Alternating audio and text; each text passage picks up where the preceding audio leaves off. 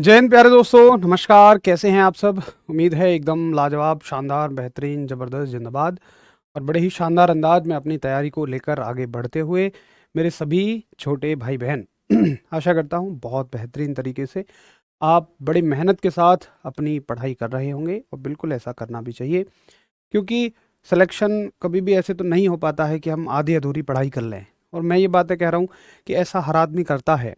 एक समय पे आके हमें बस लगता है कि क्लास ले ली, फ़ोन सामने रख लिया तो हमारी पढ़ाई हो गई, जबकि ऐसा नहीं है। जो बच्चे सिलेक्शन के बहुत नज़दीक होंगे, किसी एग्ज़ाम में 1 या 2 नंबर से रह गए होंगे, वो मेरी बात को रिलेट कर पाएंगे कि सिलेक्शन के लिए केवल फ़ोन सामने रख के पढ़ने से बात नहीं बनती है। आपको खुद से बहुत सारा रिवीजन करना होता है, प्रैक्टिस करनी होती है और सबसे ज़रूरी बात सिलेक्शन के लिए जितने नंबर ऑफ़ क्वेश्चंस आप लगा सकें, जितने ज़्यादा नंबर ऑफ़ क्वेश्चंस आप लगा सकें, उतना सबसे बेस्ट है। तो शुरू करते हैं आज की क्लास को एक नए चैप्टर के साथ, जिसका नाम है विद्युत चुम्बकीय प्रेरण, इलेक्ट्रोमैग्नेटिक इंडक्शन। और उससे पहले कल की क्लास से एक सवाल लेंगे। और कल की क्लास में हमने सीखा था चुंबकत्व के बारे में, मैग्नेटिज्म के बारे में। तो आप सभी मुझे बताइए कि चुंबकीय प्रेरण की यूनिट क्या है। क्वेश्चन है मेरा कि चुंबकीय प्रेरण की यूनिट क्या है। What is the unit of magnetic induction, magnetic induction. और ऑप्शंस रहेंगे आपके सामने। टेस्ला, ऑप्शंस रहेंगे आपके सामने। टेस्ला, बी ऑप्शन रहेगा मान लो न्यूटन, सी ऑप्शन रहेगा आपके सामने मीटर और डी ऑप्शन आपके सामने रहेगा मीटर पर सेकंड। ठीक है, चलो। तो एक बार सभी मेरे प्यारे दोस्त इस क्वेश्चन का जवाब देंगे। सभी को मेरा प्रणाम। किंग ऑफ फिजिक्स गुरुजी प्रणाम। मेरे सभी शेरों को प्रणाम। मेरे सभी जवानों को प्रणाम। और आशा करता हूँ कि आप डेली बेसिस पे जो मॉक टेस्ट दे रहे होंगे वो टेक्स्ट बुक से अवश्य दे रहे होंगे, जिसमें टॉपिक वाइज और चैप्टर वाइज टेस्ट आपके सारे के सारे दिए हुए हैं। तो सभी का एकदम शानदार आंसर, सभी टेस्ला की तरफ बढ़ते हुए वेरी गुड। सभी का एकदम बहुत अच्छा आंसर है और आपने जवाब दिया है टेस्ला। बिल्कुल ठीक बात है। मैग्नेटिक इंडक्शन की जो यूनिट है, चुंबकीय प्रेरण की जो यूनिट है, वो है टेस्ला। बिल्कुल ठीक बात है। चलिए अब थोड़ा सा आगे बढ़ें। और आज का जो चैप्टर है ये पूरा चुंबक से संबंधित ही है। और कहें तो इसमें हम विद्युत और चुंबक का मिला जुला हिस्सा देखेंगे। एक कंबाइन हिस्सा हम विद्युत और चुंबक का देखेंगे। तो इसको सीखने के लिए हमें सबसे पहले एक राशि पढ़नी होगी जिसका नाम है चुंबकीय फ्लक्स। चुंबकीय फ्लक्स यानी कि मैग्नेटिक फ्लक्स। मैग्नेटिक फ्लक्स जिसको हम दिखाते हैं फाई से। देखिए मैग्नेटिक फ्लक्स क्या होता है। हमने पढ़ी चुंबकीय क्षेत्र रेखाएं, मैग्नेटिक फील्ड लाइंस। और आप ये भी समझें कि मान लीजिए मेरे पास 2 मैग्नेट हैं, दोनों सेम साइज की हैं। एक से निकलती हैं 5 चुंबकीय रेखाएं और एक से निकलती हैं 10 चुंबकीय क्षेत्र रेखाएं। तो मैं अपने आप ही समझ जाऊंगा कि जिससे ज्यादा चुंबकीय क्षेत्र रेखाएं निकल रही हैं वो चुंबक बहुत ज्यादा स्ट्रांग है, उस चुंबक की ताकत ज्यादा है। तो यही हमें कुछ कुछ चुंबकीय फ्लक्स बताता है। जैसे मान लीजिए मैंने कहीं एक जगह चुंबक रखी, मान लो मैंने 2 चुंबक रखी, बिल्कुल दोनों सेम साइज की, एक ये और एक ये। अब इससे निकली, मान लो इस चुंबक से निकली 2 क्षेत्र रेखाएं और इस चुंबक से निकली मान लो 4 क्षेत्र रेखाएं। तो मैं कहूंगा कि ये चुंबक ज्यादा स्ट्रांग है।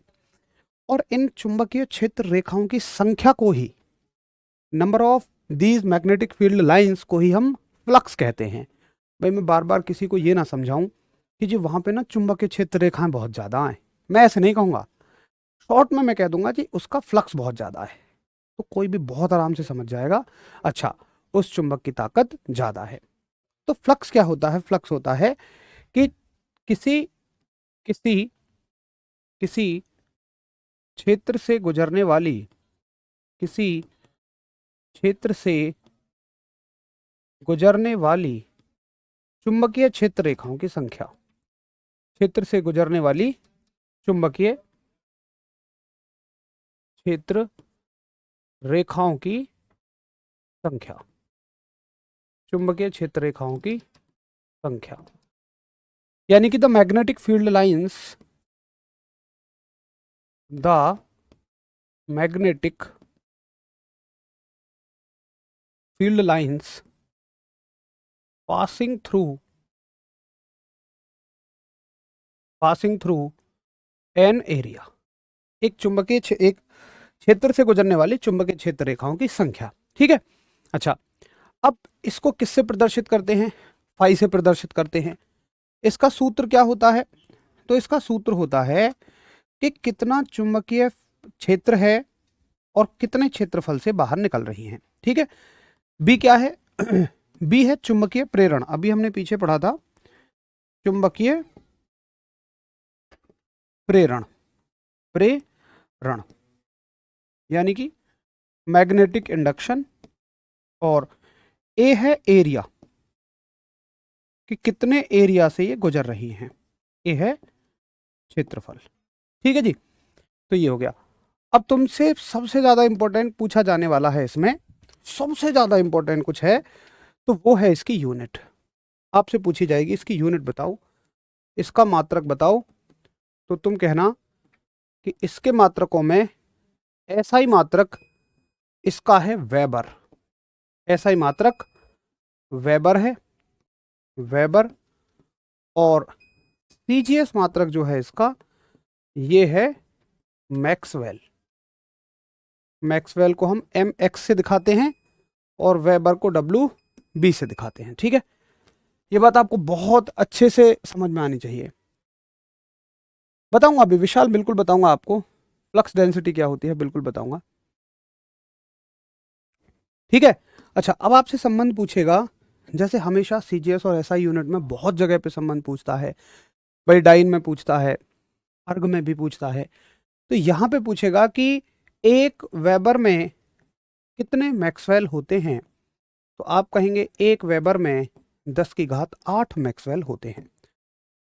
ठीक है, तो आशा करता हूं कि इससे ना आपको एक चुंबकीय फ्लक्स की अवधारणा समझ में आ गई होगी कि क्या होता है चुंबकीय फ्लक्स। तो चुंबकीय फ्लक्स है कि चुंबक के आसपास का क्षेत्र कितना स्ट्रांग है, बस यही बात बताती है चुंबकीय फ्लक्स। ठीक है, तो अगर समझ आया है थम्स अप करेंगे, और एक बार नोट करने के बाद भी थम्स अप करेंगे। मॉक टेस्ट हम लोगों का तो भाई संडे को होता है एप्लीकेशन पे। बाकी एक एप्लीकेशन है टेस्ट बुक के नाम से, आप उससे दे सकते हैं टेस्ट। उस पर टॉपिक वाइज भी टेस्ट होते हैं, चैप्टर वाइज भी टेस्ट होते हैं।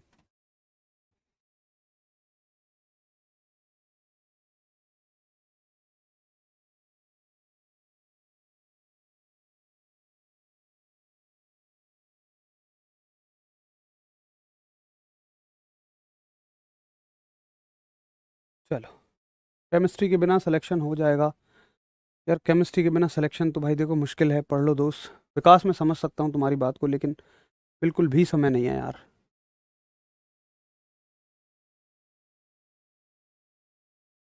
सभी के कमेंट आ रहे हैं मेरे दोस्त जयपाल भाई, सभी के कमेंट आते हैं। ठीक है, चलो अब देखो इसके आगे का जो टॉपिक पढ़ेंगे, हालांकि कल हमने उसको प्रैक्टिकली देखा था। क्या देखा था कल हमने? हमने देखा था कि अगर दो चुंबकों के बीच में एक चालक को घुमाया जाए तो हमें विद्युत मिलती है ना। और इसको हमने क्या कहा था? इसको हमने फैराडे का नियम कहा था, वैद्युत चुंबकीय प्रेरण का नियम भी कहा था, इलेक्ट्रोमैग्नेटिक इंडक्शन का नियम भी कहा था। तो थोड़ा सा और आज इसके बारे में डिटेल में पढ़ेंगे, तो कल की बातें आपको लगभग लगभग याद ही होंगी और फिर हमें पढ़ने में बहुत आसानी हो जाएगी। तो चुंबकीय फ्लक्स के बाद सीधा चलते हैं हम किसके नियम पर? फैराडे के नियम। फैराडे के नियम, फैराडे के नियम यानी कि laws of Faraday, laws of Faraday. अब देखिए फैराडे साहब ने क्या देखा।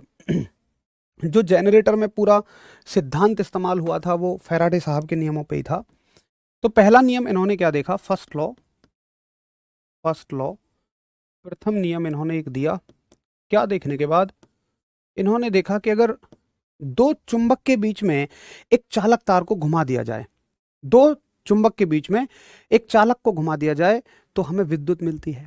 कल हमने ये सीखा था। आज जरा चलते हैं गहराई में कि ऐसा क्यों होता है। देखिए फैराडे साहब ने एक्सपेरिमेंट किया। उन्होंने क्या लिया, एक चालक तार लिया, एक कंडक्टिंग वायर लिया, सिंपल ये एक कंडक्टिंग वायर लिया, ये एक चालक तार लिया और इसमें यहां पे लगाया एक गैल्वेनोमीटर, ठीक है, जिसकी सुई ये थी, ये इसकी सुई है। अच्छा, इसको और ऐसे बना लेते हैं अच्छी सी ताकि घुमाने में आसानी हो जाए। ये इसकी सुई है। ये एक उन्होंने तार लिया, सिंपल चालक तार यानी कि एक वायर, और इसमें लगा दिया एक गैल्वेनोमीटर। सभी जानते हैं गैल्वेनोमीटर क्या करता है। तो गैल्वेनोमीटर धारा का पता लगाता है बस, है ना। गैल्वेनोमीटर क्या काम करता है, धारा का पता लगाएगा, मापेगा नहीं, बस ये बता देगा कि इस सर्किट में करंट है। यानी कि ये क्या काम करता है, to detect the current, to detect the current. अब उन्होंने क्या किया कि इसके पास एक चुंबक लेके आए। ये एक मैग्नेट की, बड़े बड़े ध्यान से सुनना आप चीजों को, मजा आएगा। एक मैग्नेट थी। अब मैग्नेट से क्या हो रही होंगी भाई, फील्ड लाइंस निकल रही होंगी। चुंबक से चुंबकीय क्षेत्र रेखाएं हमेशा निकलती हैं, सभी दिशाओं में निकल रही होंगी। बट हम कौन सी दिशा की ले रहे हैं, हम केवल इस दिशा की चुंबकीय क्षेत्र रेखाओं को ले रहे हैं, ऐसे करके, ठीक है। ये अब इन्होंने क्या किया, जैसे ही ये इस चुंबक को, मान लो ये चुंबक अभी यहां है, तो जैसे ही ये इस चुंबक को आगे लेके जाते हैं तो ये पाते हैं कि जो गैल्वेनोमीटर की सुई है ये अपने आप ऐसे होना शुरू कर देती है, और इसका मतलब है कि करंट इस तार में बढ़ रहा है। करंट आ रहा है और आने के साथ वो बढ़ता हुआ जा रहा है। उसके बाद इन्होंने इस चुंबक को ऐसे ही रोक दिया, तो इसमें से एक साथ से करंट फिर से जीरो हो गया। यहां सुई होने का मतलब करंट जीरो है, ठीक है। उसके बाद इन्होंने क्या देखा कि ये इसको पीछे लेके जाते हैं, तो बड़े ध्यान से सुनना, फिर इसमें करंट बढ़ता है, फिर इसमें करंट बढ़ता है, और जैसे और पीछे लेके चले जाते हैं तो फिर इसमें करंट वापस से घट जाता है। मतलब क्या हो रहा है कि अगर हम किसी चुंबकीय क्षेत्र को यानी मैग्नेटिक फील्ड को डिस्टर्ब कराते हैं, कट कराते हैं, किससे, किसी चालक तार से।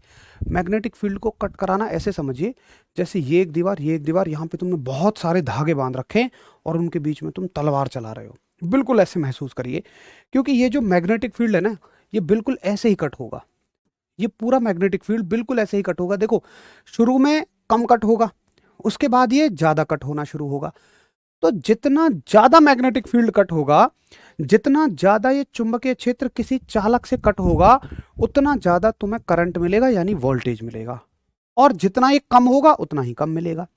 तो फैराडे साहब ने ये कहा, बहुत आसान भाषा में लिखेंगे फैराडे साहब के पहले नियम को, कि यदि यदि किसी चुंबकीय फ्लक्स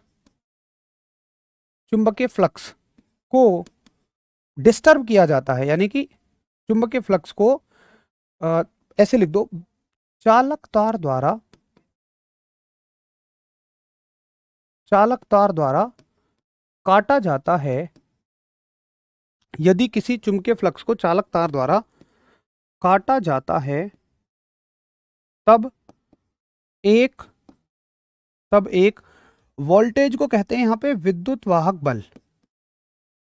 ये विद्युत वाहक बल बल नहीं है कुछ भी, ये वोल्टेज है। फिर जिसको बल क्यों बोला जाता है, ये गलती है जिसको हम आज तक पढ़ते आ रहे हैं। इसको विद्युत वाहक बल बोल दिया गया। 4-5-6 साल विद्युत वाहक बल बोलते रहे, किताबें छप गई, तमाम लोगों की दुनिया ने पढ़ लिया, तमाम दुनिया के लोगों ने पढ़ लिया। फिर समझ में आ रहा है ये तो वोल्टेज है। अब दुनिया के लोगों को कैसे बताएं, सबको जा जाके कैसे सारी किताबों को बदलवाएं। तो इसको आज तक भी बल बोलते हैं, बट है ये एक वोल्टेज। तो विद्युत वाहक बल को आप वोल्टेज ही बोलिए, विद्युत वाहक बल को वोल्टेज बोलेंगे, तब एक विद्युत वाहक बल उत्पन्न होता है। ठीक है, इन्होंने कही ये बात। अब इसको इंग्लिश में कैसे कहेंगे, when a magnetic field changes, when a magnetic field changes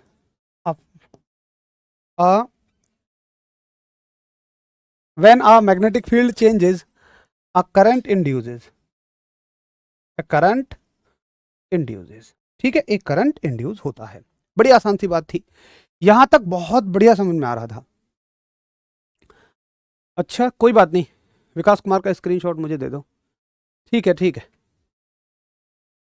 कोई बात नहीं, मैं भाई करवाता हूँ इंतजाम, आप परेशान मत होइए।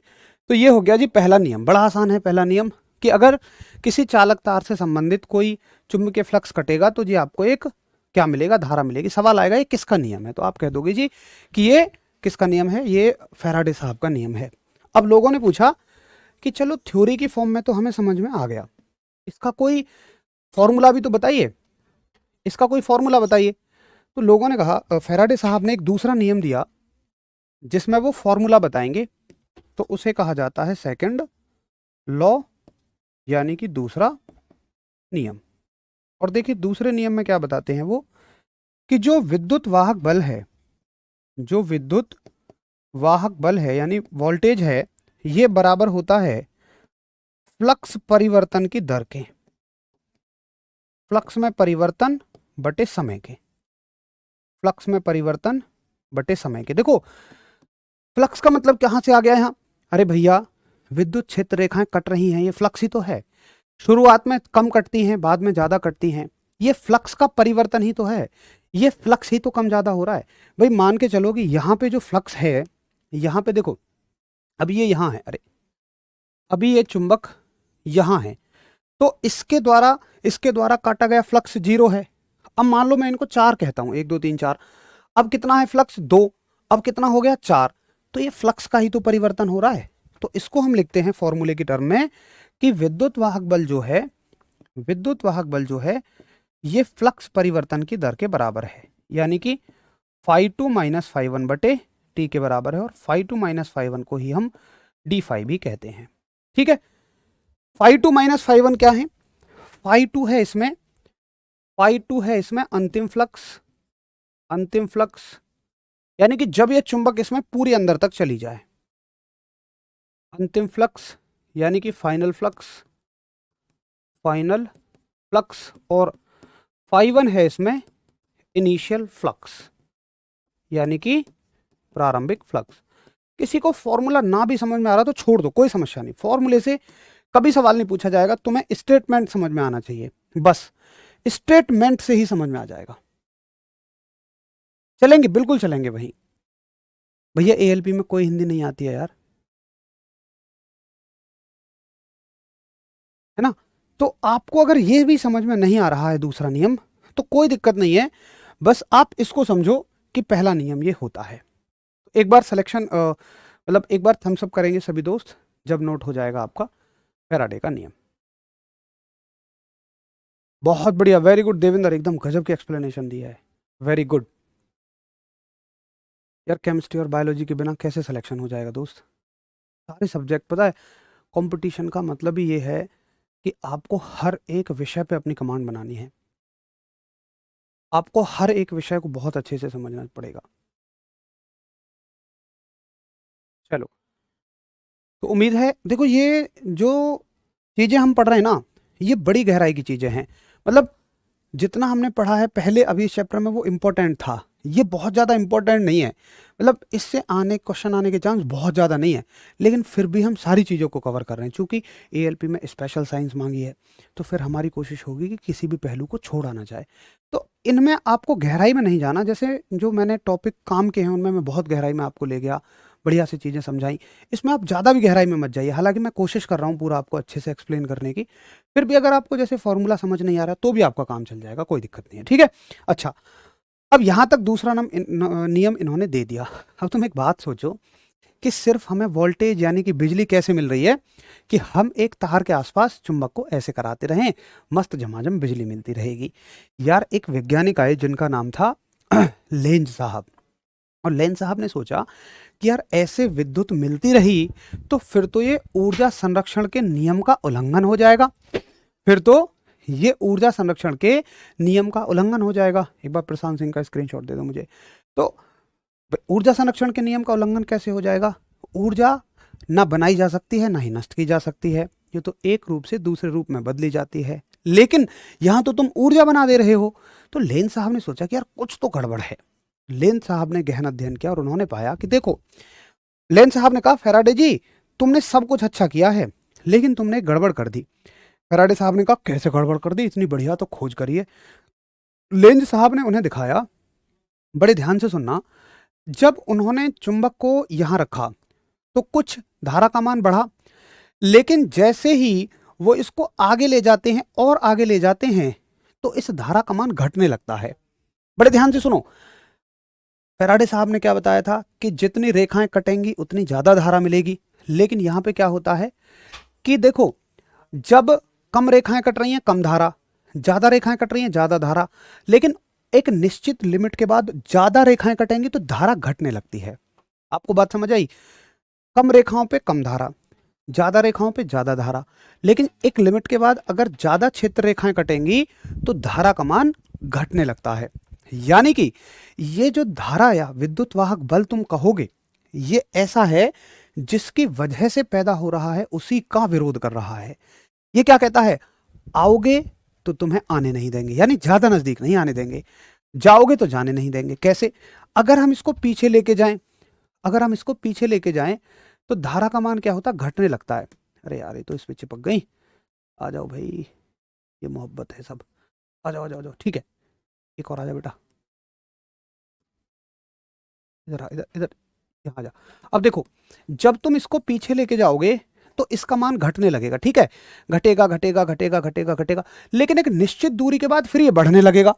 यानी कि दूर जाओगे तो जाने नहीं देंगे, पास आओगे तो आने नहीं देंगे। अब समझ में आ गया कि हाँ, ये ऐसी ऊर्जा है जो अपने ही कारण का विरोध करती है, यानी ये एक निश्चित लिमिट तक बढ़ेगी, निश्चित लिमिट के बाद ये नहीं बढ़ेगी, फिर घटनी शुरू हो जाएगी। तो अब समझ में आता है कि हाँ, ये ऊर्जा संरक्षण का उदाहरण है। अब ऊर्जा संरक्षण के नियम को पालन में ला रहा है, इससे हम एक थोड़े से अमाउंट की धारा बना सकते हैं, बहुत ज्यादा अमाउंट की धारा नहीं बना सकते, क्योंकि ज्यादा की कोशिश करोगे तो धारा का मान घटना शुरू हो जाएगा। अब यार फैराडे साहब ने कहा जी कह तो तुम ठीक रहे हो, फिर मैं क्या करूं, क्या मेरे नियम बेकार हो जाएंगे? तो लेन साहब ने कहा नहीं, तुम्हारा नियम अपनी जगह 100% करेक्ट है, बस एक काम करो और मैं उसे अपना नियम बना दूंगा। तो इसी को कहते हैं लेंज का नियम, लेंस लॉ, इसी को कहते हैं लेंज का नियम। और लेंज साहब ने कहा फॉर्मूला ये लगाओ, ईएमएफ बराबर D five by D T की जगह यहां माइनस लगाओ। माइनस निशान क्या दिखाएगा कि ये वो चीज है जो उसी कारण का विरोध करता है जिसकी वजह से ये उत्पन्न होता है। ठीक है, बिल्कुल एक लिमिटेड अमाउंट तक धारा रहेगी, इसे कहते हैं हम लेंज का नियम। तो लेंज का नियम क्या कहता है कि विद्युत वाहक बल, विद्युत वाहक बल अपने ही कारण का विरोध करता है, अपने ही कारण का विरोध करता है। यानी कि electromotive force opposes its reason of production, यानी कि ये उसी कारण का विरोध करेगा जिसके कारण ये उत्पन्न हुआ है। बताइए समझ में आ गया? आप गुस्सा मत होइएगा, मैं जो बार बार मैसेज कर रहा हूँ, मैं शायद कभी आपने देखा हो आपकी क्लास में कभी गुस्सा ही नहीं होगा यार। देखो कभी कभी मैं ऐसा भी नहीं कहता कि गुस्सा आता नहीं है, गुस्सा भी आता है, लेकिन वो एक ऐसी बात पे आता है जो बहुत सिली बात होती है। परंतु जब वाकई एक ऐसी बात कोई बच्चा पूछता है जो पूछने लायक है, तो फिर उस पर गुस्सा नहीं आना चाहिए, या तो उसका जवाब दे दो या हंसी मजाक में टाल दो, मेरा मानना ये है। चलो अब देखिए, ईएमएफ बराबर हो गया माइनस के D five by D T, ये हो गया लेंज का नियम। और सबसे जरूरी सवाल इससे बनता है, सवाल बनेगा कि बताओ, क्वेश्चन बनेगा, लेंज का नियम आधारित है, लेंज का नियम आधारित है, लेंज का नियम आधारित है, तो आप कहेंगे कि लेंज का नियम ऊर्जा संरक्षण पर आधारित है, ऊर्जा संरक्षण पर आधारित है, ऊर्जा संरक्षण पर आधारित है। यानी कि Lenz law, Lenz law is, ऐसे लिख दो proper, Lenz law is conservation of energy. ये बहुत इंपॉर्टेंट बात है जो आपसे पूछी जाती है कि लेंज का नियम ऊर्जा संरक्षण पर आधारित है।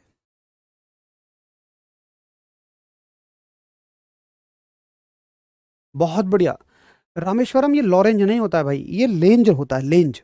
लॉरेंज नहीं होता है, लेंज होता है। राम खुशी कह रहे हैं एक बार भोजपुरी में बोलिए। अबे यार क्या क्या बना के छोड़ोगे तुम मेरा। भाई मास्टर जी रहने दो भाई। तो एक बार बताइए कि तीनों नियम अच्छे से समझ में आ गए, और मतलब आप तो इनका एक बहुत बड़ा लेवल पढ़ रहे हो। कुछ भी पूछा जाएगा तो बेहद आसान पूछा जाएगा इनसे। कुछ तोप नहीं पूछा जाएगा, जितना इस स्क्रीन पे लिखा है उससे ज़्यादा तो नहीं पूछा जाएगा। ये वैसे भी ज़्यादा ही स्तर की बातें हैं आपसे। और अगर इनसे जब जब हम बड़े स्तर की चीज़ें पढ़ रहे होते हैं ना, तो फिर हमारे पेपर में मतलब अपने स्तर से बड़े स्तर की, तो बड़े स्तर की चीज़ों से हमेशा सवाल आसान बनता है, ये बात याद रखना। आसान टॉपिक से मुश्किल सवाल बन सकता है, लेकिन मुश्किल टॉपिक से हमेशा आसान सवाल बन सकता है। चलिए, आज पहली बार हमें फैराडेज लॉ रटना नहीं पड़ेगा। बहुत बढ़िया, वेरी गुड, गजब एकदम। तो ये हो गया फैराडे साहब का नियम। तो फ्लक्स हो गया, फैराडे साहब का नियम हो गया। बिल्कुल ट्रांसफॉर्मर इसी पे काम करता है, पढ़ेंगे भी अभी, बस वही पढ़ने जा रहे हैं, ट्रांसफॉर्मर ही। लॉरेंज बल भी होता है, लॉरेंज फोर्स को पढ़ेंगे, वो एक अलग चीज है। अब पढ़ते हैं ट्रांसफॉर्मर। देखिए ट्रांसफॉर्मर भी इसी पे काम करता है। कल हमने मोटर जनरेटर पढ़े, और आज हम पढ़ेंगे ट्रांसफॉर्मर। ट्रांसफॉर्मर,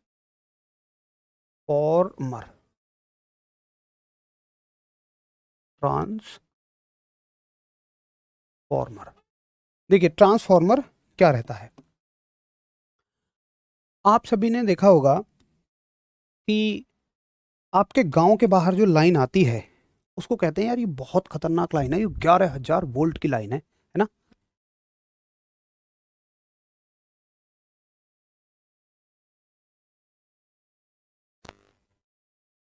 है ना। तो ट्रांसफॉर्मर क्या होता है, आप सभी ने देखा होगा हाँ, कि आपके गांव के बाहर जो लाइट आती है वो 11,000 वोल्ट की आ रही होती है ना। ये आती है 11,000 वोल्ट की। चलो, सारी बातें समझ में आ जाएंगी आपको। बहुत सारे सवाल किसी टॉपिक का नाम लेते ही उठने लगते हैं, लेकिन शायद इतना तो भरोसा आपको अब हो गया होगा कि जब टॉपिक खत्म होगा तो सारे सवाल हमारे दूर हो जाएंगे। तो ये हो गया आपका एक ट्रांसफॉर्मर। अब गांव के बाहर एक ट्रांसफॉर्मर लगा होता है, और वो ट्रांसफॉर्मर उस विद्युत को कम वोल्टेज में बदल देता है, लो वोल्टेज में बदल देता है, क्योंकि आपके घरों के उपकरण 11,000 वोल्ट पे चलने के लिए नहीं बने हैं। आपके घर के उपकरण तो लो वोल्टेज पे चलने के लिए बने हुए हैं। यहाँ कितना था, 11,000 वोल्ट। ठीक है, 11,000 वोल्ट। और आपको जो इलेक्ट्रिसिटी मिलती है ये कितने वोल्ट पे मिलती है, ये मिलती है आपको 220 वोल्ट पे। तो इस ट्रांसफॉर्मर ने, जो गांव का ट्रांसफॉर्मर है, इसने बदल दिया इसको 220 वोल्ट पे। ठीक है, अब बात यह आती है कि पीछे से ही 220 वोल्ट पे क्यों नहीं आ गई। सुनो, पहली बात तो 11,000 वोल्ट पे इसलिए आती है क्योंकि बीच में आपने देखा होगा दुनिया भर की चीज़ें हैं जैसे आप वहीं से उसी लाइन में से कनेक्शन होता है सरकारी ट्यूबवेल के लिए। पता नहीं आप गांव से संबंध रखते हैं कि नहीं, आपने देखा हो नहीं। तो सरकारी ट्यूबवेल की जो मोटर होती है बड़ी होती है, उसको ज़्यादा ही वोल्टेज चाहिए। तो अगर पहले से ही 220 लाएंगे तो वो नहीं चल पाएगी। दूसरा, 11,000 वोल्ट पे जो आती है, जितने ज़्यादा वोल्टेज होंगे उतनी वो दूरी तक चली जाएगी। तो आप देखते होंगे कि आपके गांव में बिजली बहुत बहुत पीछे से आ रही होती है, तो वो ज़्यादा दूरी भी तय कर लेती है। ठीक है, बहुत बढ़िया। अब देखिए आपके घर में ये वोल्टेज हो गया। आपके घर में फिर और एक लगा होता है जिसको तुम बोलते हो स्टेबलाइजर। वो होता है स्टेबलाइजर, यानी कि जो स्टेबल करे। अब स्टेबलाइजर में भी, अच्छा स्टेबलाइजर लिख देता हूँ, जिसको स्टेबलाइजर कहते हो ना, ये होता है स्टेबलाइजर, जो स्टेबल करे, जो स्थायी बनाए। किसको, वोल्टेज को। ये क्या करता है, कभी कभी यहाँ कम ज़्यादा वोल्टेज होता है तो वो आपके घरों के उपकरण के लिए नुकसानदायक हो सकता है। इसलिए एक हम और ट्रांसफार्मर लगा देते हैं जो कांस्टेंट वोल्टेज देता रहे। ठीक है। अच्छा, कभी कभी हमारी उम्मीदें इससे थोड़ी ज़्यादा भी होती हैं। हम ये उम्मीद कर लेते हैं कि तुम 240 वोल्ट तक दे दो। मान लो मेरी उम्मीदें हैं इससे कि ये थोड़ा सा वोल्टेज को बढ़ा दे, यानी कि मुझे 240 वोल्टेज दे दे, तो आराम से ये 240 वोल्टेज देता है। अब बात ये है कि आखिर एक ट्रांसफार्मर में ऐसा क्या है जो ये कर रहा है। आप सभी ने कभी खोल के देखा हो तो ट्रांसफार्मर में कोई चलने फिरने वाली मशीन तो होती नहीं है, कोई गियर गरारी तो कुछ होते नहीं है उसमें। वो काम कैसे करता है, तो उसका प्रिंसिपल बड़े मजेदार है, सुनो कैसे। वो Faraday's law of electromagnetic induction पे ही काम करता है, फैराडे साहब के प्रेरण के नियम पर ही काम करता है। कैसे, देखो साथ के साथ ये भी समझते चलेंगे कि कम कैसे करता है, ज्यादा कैसे करता है। तो देखो जिधर है ज्यादा, मतलब अब आपको यहां इस ट्रांसफार्मर से क्या उम्मीद है, आपको उम्मीद है ट्रांसफार्मर से कि ये ज्यादा वोल्टेज को कम कर दे। तो हम क्या करेंगे कि प्राइमरी में कुछ तार लिपटा होता है, ये फिक्स है कि यहाँ इतना ही तार लिपटा होगा। इसको बोलते, मतलब जिधर इसमें वोल्टेज आएगा ट्रांसफार्मर में, वहां कुछ तार लिपटा हुआ होता है। तो हम क्या करते हैं, अगर हमें कम वोल्टेज चाहिए तो हम इधर की साइड कम तार लपेटेंगे, और अगर हमें कम से ज्यादा वोल्टेज चाहिए तो फिर हम इधर की साइड ज्यादा तार लपेट देंगे, यानी इससे ज्यादा लपेट देंगे। ठीक है, किसी भी ट्रांसफार्मर में जिधर से वोल्टेज आएगा उसको बोलते हैं प्राथमिक, उसको क्या बोलते हैं, प्राथमिक यानी कि प्राइमरी। और जिधर जाएगा, जिधर से बाहर जाएगा, यहां से अंदर आया, यहां से बाहर जाएगा, इसको बोलते हैं सेकेंडरी यानी कि द्वितीयक, इसको बोलते हैं द्वितीयक यानी कि सेकेंडरी। ठीक है, तो इस वाले ट्रांसफार्मर के लिए प्राइमरी कौन है, इस वाले ट्रांसफार्मर के लिए ये प्राइमरी हो जाएगा, ये वाली साइड प्राइमरी हो जाएगी, ये वाली, और ये वाली साइड जो है ये क्या हो जाएगी, द्वितीयक हो जाएगी यानी कि सेकेंडरी हो जाएगी। ठीक है जी, तो दो सिरे हो गए। अब ऐसा ट्रांसफार्मर, ऐसा ट्रांसफार्मर जो ज्यादा वोल्टेज को कम में बदलता है, तो ये क्या कर रहा है, डाउन ही तो कर रहा है वोल्टेज को। तो ऐसे ट्रांसफार्मर को हम बोलते हैं step down transformer, step down यानी कि अपचाई। ठीक है, और ऐसा ट्रांसफार्मर जो कि वोल्टेज को बढ़ा देता है, कम को ज्यादा कर देता है, ऐसे ट्रांसफार्मर को हम बोलते हैं उच्चाई यानी कि स्टेप अप। ठीक है, तो बहुत सारे सवाल आपके यहां से तैयार हो रहे हैं, बहुत सारे। स्टेप अप ट्रांसफार्मर क्या होता है, स्टेप डाउन ट्रांसफार्मर क्या होता है, ट्रांसफार्मर किसके सिद्धांत पे कार्य करता है। ट्रांसफार्मर करता है Faraday's law of electromagnetic induction पे, लिख देंगे Faraday's law of electromagnetic induction, यानी कि फैराडे का विद्युत चुंबकीय प्रेरण का नियम। अब काम कैसे करता है ये और समझना है, तो बहुत ही आसान है। देखो इधर की साइड जब ये कलर ले लेते हैं, ये इधर की साइड जब कुछ वोल्टेज आया, करंट आया, तो करंट की वजह से क्या बना होगा, करंट की वजह से फ्लक्स बना होगा। हालांकि देखो पेपर में इतना पूछा जाएगा अब तक का, इसके आगे तो बस मैं तुम्हें समझा रहा हूं ताकि समझ में आ जाए, ना भी समझ में आए कोई दिक्कत नहीं है, इतना केवल पेपर में पूछा जाएगा। तो क्या होगा कि जैसे ही यहां से वोल्टेज आएगा, करंट आएगा, तो यहां पे एक चुंबकीय फ्लक्स बनेगा, वो चुंबकीय फ्लक्स जाके इससे कटेगा, वो चुंबकीय फ्लक्स जाके इससे कटेगा। अब देखो यहां चूंकि कम क्षेत्र है, मतलब कम तार है, तो कम ही चुंबकीय फ्लक्स कट पाएगा भाई, बाकी ऐसे खाली निकल जाएगा, सारा का सारा चुंबकीय फ्लक्स वेस्ट हो जाएगा। कम कम कटेगा तो कम ही यहाँ पे वोल्टेज मिलेगा, लेकिन यहां से जो चुंबकीय फ्लक्स निकलेगा वो ज्यादा से ज्यादा कटेगा, वो ज्यादा से ज्यादा कटेगा तो वोल्टेज ज्यादा बन जाएगा। सिंपल सी बात है। तो चुंबकीय फ्लक्स के कटने से क्या मिलता है, हमें विद्युत धारा मिलती है, बस इसी सिद्धांत पर ये कार्य करता है। ठीक है, चलो बहुत बढ़िया, समझ में आ गया है ट्रांसफार्मर कैसे काम करता है। ऑयल क्यों डालते हैं, ऑयल इसलिए डालते हैं क्योंकि ये ऐसा करने से बहुत हीट हो जाता है, तो गर्मी के लॉस, हीट के लॉस बहुत ज़्यादा बढ़ जाते हैं, उसको रोकने के लिए इसमें ऑयल डाला जाता है। बहुत बढ़िया मनोज, एकदम गजब, वेरी गुड, गजब की बात कही है। ये केवल एसी स्पेशल पर काम करता है, बिल्कुल एसी पर काम करता है। तो सवाल बहुत सारे बन जाएंगे। सवाल बनेगा जैसे पहला सवाल कि बताओ उच्चाई ट्रांसफार्मर, अपचाई ट्रांसफार्मर किसे कहते हैं, ट्रांसफार्मर किसके सिद्धांत पे कार्य करता है। क्वेश्चन देगा ट्रांसफार्मर निम्न में से क्या कार्य कर सकता है, ये वोल्टेज को बढ़ा सकता है, ये वोल्टेज को घटा सकता है, बहुत सारे सवाल देगा। अभी हम और भी आगे चलेंगे। आशा करूंगा ट्रांसफार्मर की इतनी कहानी आपको बहुत प्यार से समझ में आ गई होगी। ऑटोमेटिक ट्रांसफार्मर का मतलब है जो घटाई भी बढ़ाई भी, तुम्हारे घर का स्टेबलाइजर है उसमें दोनों तरह के ट्रांसफार्मर हैं, स्टेप अप भी है, स्टेप डाउन भी है। कम आने पे ज़्यादा भी कर सकता है, ज़्यादा आने पे कम भी। यार देखो पूरी इलेक्ट्रिकल इंजीनियरिंग है इसमें, हमें खाली बेसिक पढ़ना है बस, इलेक्ट्रिकल इंजीनियरिंग में नहीं जाना है। ये लोगों पूछ रहा तेल का नाम, अबे भाई तेल का नाम क्या करना है यार उस तेल का, चोरी वोरी करके लेके आना है? ऐसा होता है ना गांव में, तो ट्रांसफार्मर के तेल को वहां लगाते चोट पे, इसलिए भर भर के ले आते हैं। क्यों भाई हरीश, तुम्हारे यहाँ भी ऐसा करते हैं कि मशीन में डाल लेंगे चोट पे लगा लेंगे? बहुत बढ़िया। कोई भी ब्लॉक नहीं है, बिल्कुल कोई भी ब्लॉक नहीं है। चलो जी, तो ये हो गया आपका ट्रांसफार्मर। अब देखो इससे और क्या सवाल बनते हैं, इससे छोटे मोटे न्यूमेरिकल सवाल बनते हैं। कैसे, सुनो। हम अगर माने कि प्राइमरी में जो तार लिपटा है, प्राइमरी में जो तार लिपटा है उसमें फेरों की संख्या है N1, किसी भी ट्रांसफार्मर के लिए फिक्स रखते हैं, या NP कह दो। NP क्या है कि number of turns, number of turns in primary, यानी कि प्राथमिक कुंडली में फेरों की संख्या, प्राथमिक में फेरों की संख्या। अच्छा एक काम करो, आगे लिखते हैं ना, यहाँ पूरा हो ही नहीं पाएगा यार, ये बहुत सारी चीजें हैं।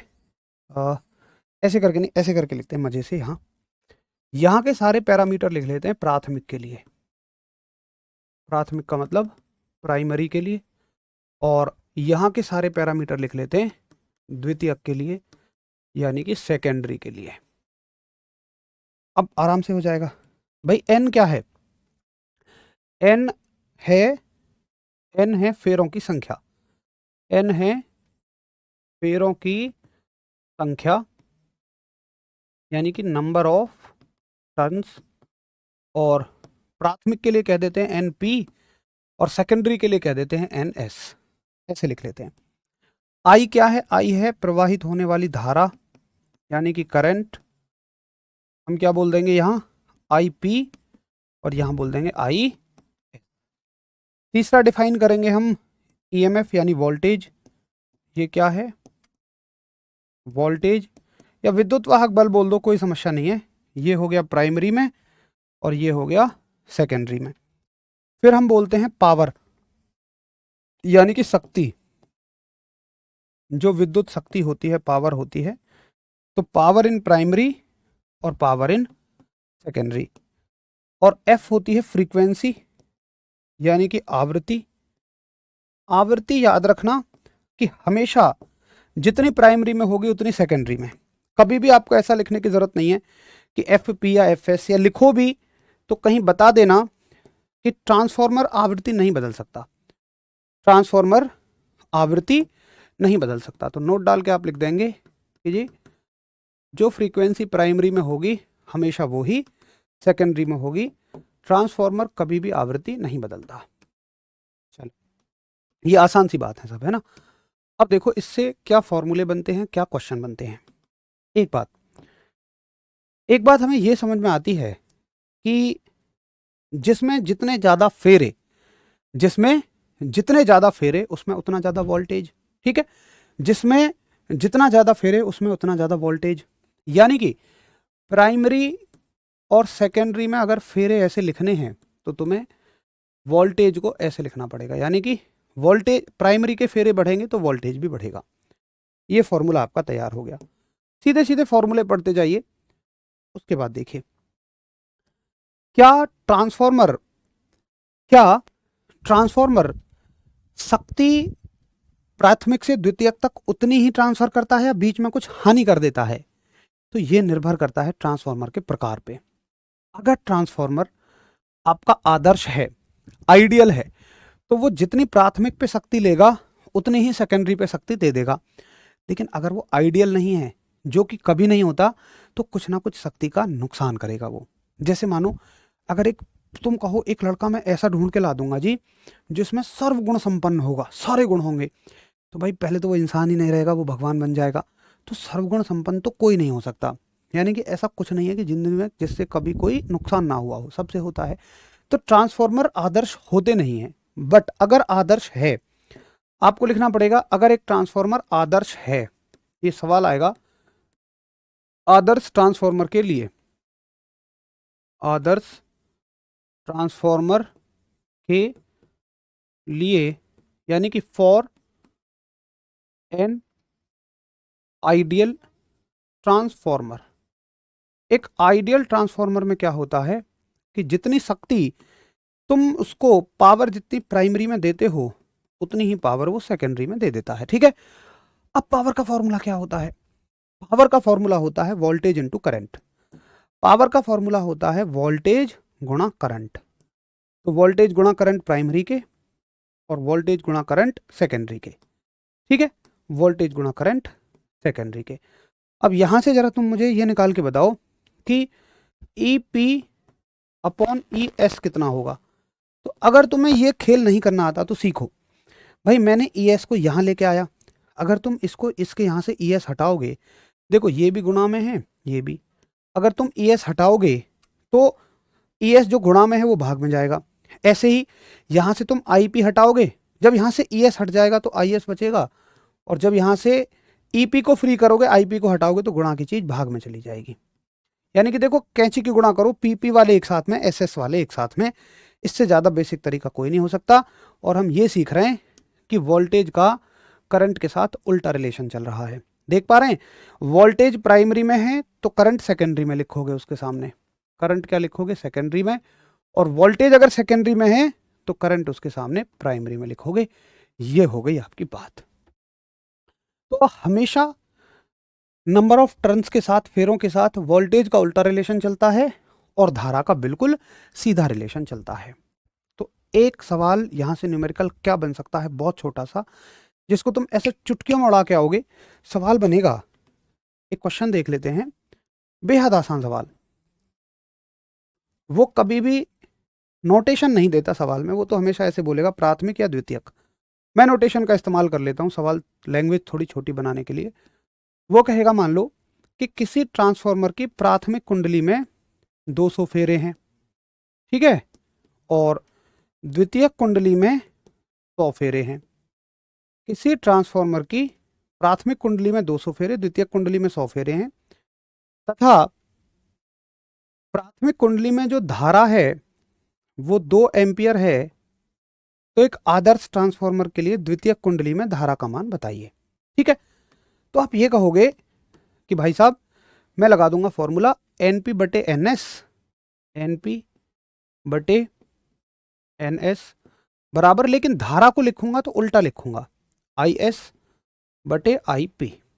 ठीक, करिए सॉल्व आगे। तो एन पी बटे एन एस यानी 200 बटे 100, 200 बटे 100, और आई एस बटे आई पी, आई एस निकालना है और आई पी कितना है? 2 एम्पियर। 100 से 2 बार और 2 की 2 में कैंची की गुणा करोगे तो आई एस आ जाएगा 4 एम्पियर। ठीक है, ये हो गया 4 एम्पियर। बोलो क्लियर है? बहुत आसान है सर। ट्रांसफार्मर वोल्टेज का मापक एम्पियर, हाउ आर हेयर। भाई पता नहीं क्या कह रहे हो श्याम सुंदर जी, मेरी कुछ भी बात समझ में नहीं आई तुम्हारी में। तो आप आराम से कैलकुलेट कर लेंगे जी, 4 एम्पियर, बहुत आसान है। वेरी गुड भाई नीरज, थोड़ा सा एक बार दिमाग लगाओ। बहुत ही आसान चीज़ें हैं, कोई मुश्किल चीज़ें नहीं है, और आपके लिए ज़रूरी है ये छोटे छोटे सवाल आ जाएं तो आपकी स्तर की तैयारी करने वाले सभी बच्चे इनको नहीं करके आएंगे।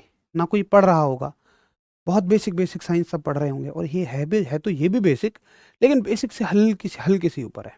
थोड़ी सी मेहनत करेंगे सब समझ में आ जाएगा। ठीक है, तो आसान सवाल था।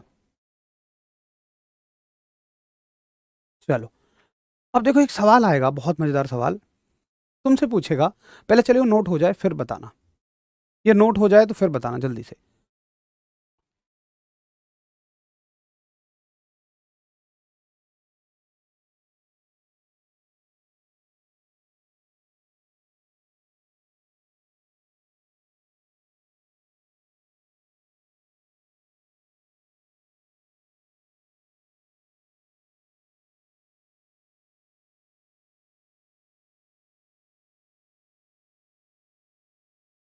बहुत बढ़िया, तो नोट हो गया होगा। अब देखो एक सवाल आएगा, तुमसे पूछेगा कि हम जानते हैं, क्वेश्चन आएगा, हम जानते हैं एक ऊंचाई ट्रांसफॉर्मर में, एक ऊंचाई ट्रांसफॉर्मर में एक ऊंचाई ट्रांसफॉर्मर में ऑप्शन होंगे, यानी कि एक स्टेप अप ट्रांसफॉर्मर में आपको बताना रहेगा स्टेप अप ट्रांसफॉर्मर में क्या होता है। करंट का मान प्राइमरी पर ज्यादा होता है, सेकेंडरी पर कम होता है, सेकेंडरी पर ज्यादा होता है, प्राइमरी पर कम होता है, प्राइमरी और सेकेंडरी पर बराबर होता है, या इनमें से कोई नहीं, नन ऑफ दीज। ठीक, ये सवाल आएगा। अब बताओ इसका आंसर क्या करोगे, जल्दी से बताओ इसका आंसर क्या होगा इस क्वेश्चन का। बिल्कुल बिल्कुल, क्लास आरपीएफ के लिए 100% काम करेगी। न्यूमेरिकल की स्पेशल क्लास लेंगे जब हम प्रैक्टिस सेट करेंगे, है ना। ये तो मैं बस आपको बेसिक सा करवा रहा हूं। हाँ बिल्कुल देवेंद्र, बिल्कुल आप बिल्कुल बढ़िया सोच रहे हैं। तो आप कह रहे हैं कि जी ऊंचाई ट्रांसफॉर्मर है, ऊंचाई क्या करता है, बढ़ाता है, तो प्राइमरी पे ज्यादा होगा और सेकेंडरी पे कम होगा। लेकिन आप देखो कि मैंने क्या बताया था, वो मैंने कभी भी ये नहीं कहा था कि ऊंचाई ट्रांसफॉर्मर करंट को बढ़ाता है, मैंने कहा था ऊंचाई ट्रांसफॉर्मर वोल्टेज को बढ़ाता है ना जी। अगर एक ट्रांसफॉर्मर ऊंचाई ट्रांसफॉर्मर है तो ये वोल्टेज को बढ़ाएगा, यानी ऊंचाई ट्रांसफॉर्मर में तुम ये कह सकते हो बस कि प्राइमरी का वोल्टेज कम है और सेकेंडरी का ज्यादा है, प्राइमरी का कम है और सेकेंडरी का ज्यादा है। एक अपचाई ट्रांसफॉर्मर में प्राइमरी का वोल्टेज ज्यादा है, प्राइमरी का वोल्टेज ज्यादा है, और सॉरी प्राइमरी का वोल्टेज ज्यादा है और सेकेंडरी का कम है। करंट के साथ हमेशा उल्टा याद रखना, यहां पे क्या है, प्राइमरी का ज्यादा है, सेकेंडरी का कम है, यहां पे प्राइमरी का कम है, सेकेंडरी का ज्यादा है, उल्टा लिख गया ये, प्राइमरी का कम है और सेकेंडरी का ज्यादा है। लेकिन करंट के लिए उल्टा रखना, करंट के लिए हमेशा उल्टा याद रखना। अपचाई ट्रांसफॉर्मर में करंट के लिए हमेशा उल्टा याद रखना कि प्राइमरी पे करंट फिर कम हो जाएगा और सेकेंडरी का करंट ज्यादा हो जाएगा। यहां करंट के लिए बस उल्टा कर देना। ऐसा क्यों होगा, सुनो पहले नोट करो फिर बताता हूं। ऐसा इसलिए होगा, ऐसा इसलिए होगा, ऐसा इसलिए होगा क्योंकि अच्छा दोनों ऑप्शन सेम है, कोई बात नहीं ऐसे कर लो यार, कोई दिक्कत नहीं है, इसको ऐसे कर लो, दोनों ऑप्शन सेम हो गए तो कोई फर्क नहीं पड़ेगा, इसको ऐसे कर लो। अब तो सही है। देखो ऐसा क्यों होगा, ऐसा इसलिए होगा, हमने कहा एक आदर्श ट्रांसफॉर्मर है तो उसमें प्राइमरी साइड और सेकेंडरी साइड पावर सेम होगी। पावर मान लो दोनों साइड 100 वॉट है, यहां भी 100 वॉट है और यहां भी 100 वॉट है। अब मान लो अच्छा पावर का फॉर्मूला होता है, पावर का फॉर्मूला क्या होता है कि वोल्टेज इंटू करंट, पावर का फॉर्मूला क्या होता है, वोल्टेज इंटू करंट, सेकेंडरी में वोल्टेज और सेकेंडरी में करंट। मान लो इनकी वैल्यू फिक्स है, ठीक है, मान लो इनकी वैल्यू फिक्स है। मान लो प्राइमरी में वोल्टेज आ रहा था 20 वोल्ट और करंट था 5 एम्पियर, ठीक। अच्छा सेकेंडरी में जो वोल्टेज था मान लो 10 था, तो मुझे बताओ तुम्हें अपने आप ही यहाँ करंट कितना रखना पड़ेगा, तुम कहोगे जी 10 ही रखना पड़ेगा। यानी कि देखो अगर प्राइमरी से सेकेंडरी में वोल्टेज घटेगा तो करंट आपका बढ़ेगा। क्या करने के लिए, पावर को सेम रखने के लिए। वोल्टेज अगर बढ़ेगा तो करंट कम हो जाएगा। पता है वो सवाल क्या पूछेगा, सवाल पूछता है स्टेप अप ट्रांसफॉर्मर क्या करता है, करंट में ऑप्शन देगा, करंट को बढ़ाता है, करंट को घटाता है। तो स्टेप अप है, अगर ऊंचाई है तो वो करंट को घटा रहा है, वोल्टेज को बढ़ा रहा है। इसलिए हेडिंग के साथ आपको हर चीज याद रखनी होगी। बिल्कुल Suraj Singh, very good. Transformer को ट्रांसफॉर्मर ही कहते हैं भाई हिंदी में। तो आशा करूंगा कि ये बात आप अच्छे से समझ गए होंगे। सबसे बढ़िया रहेगा वोल्टेज के लिए याद रखो, करंट के लिए उल्टा कर दो, बस हेडिंग जरूर देख लेना क्वेश्चन की कि करंट पूछा है या वोल्टेज। तो यहाँ तक आपका विद्युत चुम्बकीय प्रेरण इलेक्ट्रोमैग्नेटिक इंडक्शन चैप्टर खत्म हो गया। अब मिलते हैं कल एक नए चैप्टर के साथ, तब तक के लिए सभी दोस्तों को नमस्कार, धन्यवाद, जय हिंद।